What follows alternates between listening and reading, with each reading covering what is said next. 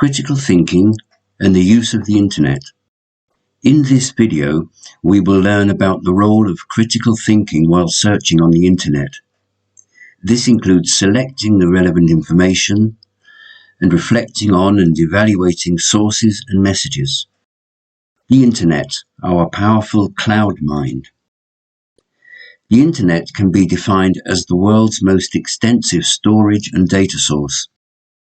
It is our transactive memory partner, which almost always has a higher degree of expertise than any individual person, as well as an information storage capacity that far exceeds human measures. In fact, the internet is an integral part of our everyday life because it is an open source accessible to all.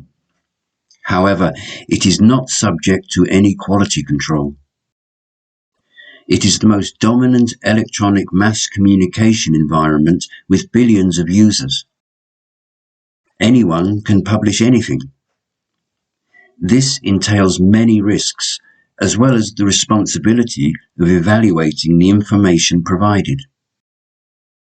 The responsibility of judging what is right or wrong, moral or immoral, legal or illegal, has been transferred to the user.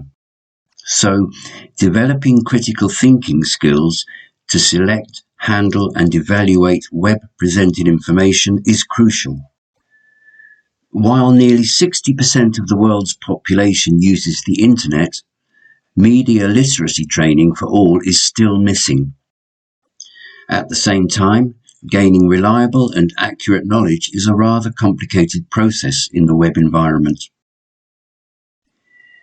We can find information for every technical, social, and scientific issue we want to know in only a few seconds and with a single click. This is extremely liberating for all of us, especially for people who live in isolated places or who have serious physical health problems. However, are we sufficiently prepared to handle all this information wisely? The internet is an environment that challenges our critical thinking. It supplies us with unlimited information from all over the world by using a search engine such as Google or by watching a video on YouTube. A critical thinker would ask, is all information relevant and trustworthy? Quantity does not assure quality. So be aware of unreliable web pages, propaganda, and fake news. Emails, chats, and forums connect people from all over the world, thus changing the way we communicate and giving voice to everyone, regardless of age, gender, ethnicity, or worldview. All people are equal, and they all may be anonymous. A critical thinker would ask, could this equality and anonymity be a problem? Anyone can give a false identity and pretend to be someone else, such as a health expert, a young man instead of an old one, or a young woman instead of a young man, and so on. Be aware that it is easy to create a fake profile. Online electronic services, such as e-shops, e-banking, e-tickets, save us time and allow us to compare prices and products, as well as to make better purchasing decisions based on customer reviews. A critical thinker would ask, in what way is it possible to be the victim of internet fraud? In fact, there are numerous kinds of frauds targeting all ages and users' profiles, such as phishing, virtual money investments, internet banking fraud, malicious emails, and advertisements with free sample products after subscription. The European Consumer Centre in France informs, helps, and advises consumers in Europe about typical types of fraud, such as the following. Have you ever seen your favourite clothing brand being sold online at an unbelievably low price? Beware of this bargain. Have you received an official-looking email asking for your bank information? Do not fall into this trap. The internet provides endless entertainment, watching videos and movies, listening to music, playing games, and so on. A critical thinker would ask, can this type of entertainment affect my health and social life? Virtual friends may take us away from real friends, and online games may be very addictive and time-consuming, and could affect our physical and mental health. So be aware of health issues. Of course it's true. I saw it on the internet. One of our most common misconceptions connected to information available on the internet is that all of it is true and reliable. Now, this may seem naive, but disinformation and misinformation may not be easily spotted, especially when it combines with lack of expertise or wishful and biased thinking.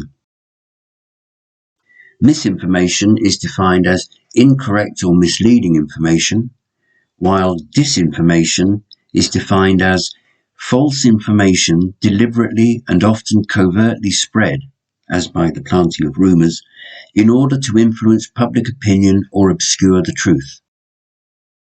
The main difference between the two is that disinformation is created and shared deliberately with the purpose to deceive, while misinformation is generally shared due to a lack of fact-checking.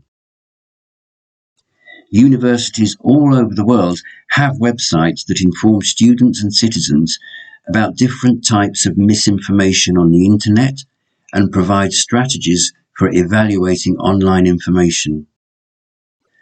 For example, the websites of Eastern Michigan University and Iowa University libraries present different types of misinformation, such as fabricated content, misleading content, and manipulated content. Fabricated content consists of entirely made-up stories with the purpose of making you believe that they are real. Use the lateral reading strategy.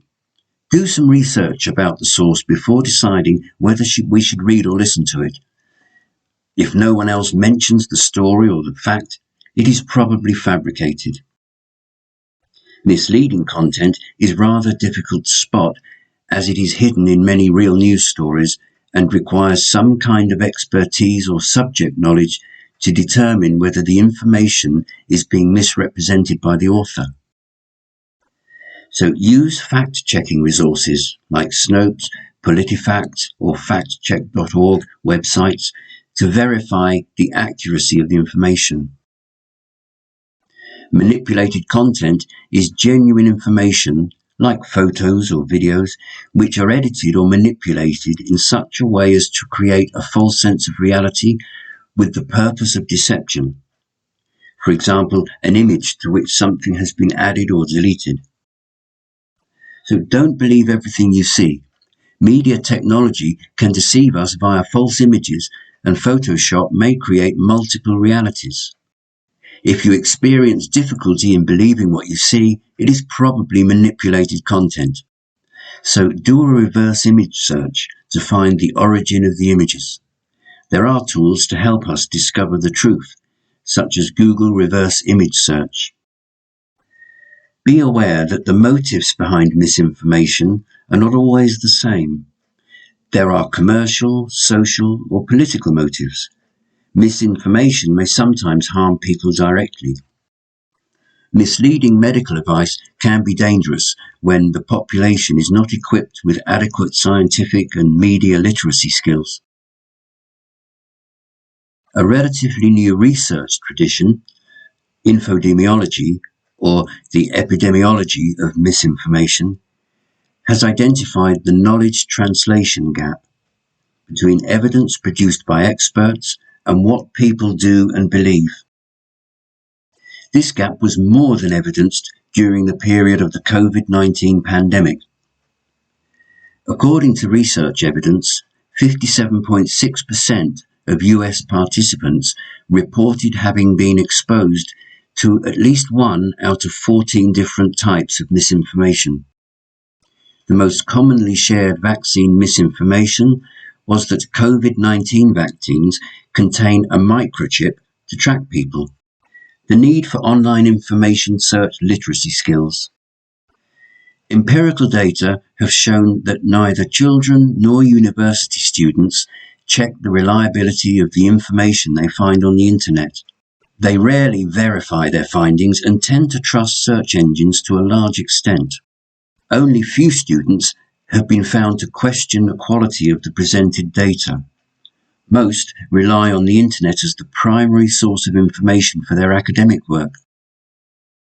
They say that they are not aware of the relative ease with which anyone who wishes to publish something on the internet can do so. They also say that they use internet resources because they are available, easy to use, and time-saving. In conclusion, we have learnt that the internet provides us unlimited information and endless entertainment. But at the same time, it is an environment that challenges our critical thinking, and there is an urgent need to include internet information search activities in the curriculum.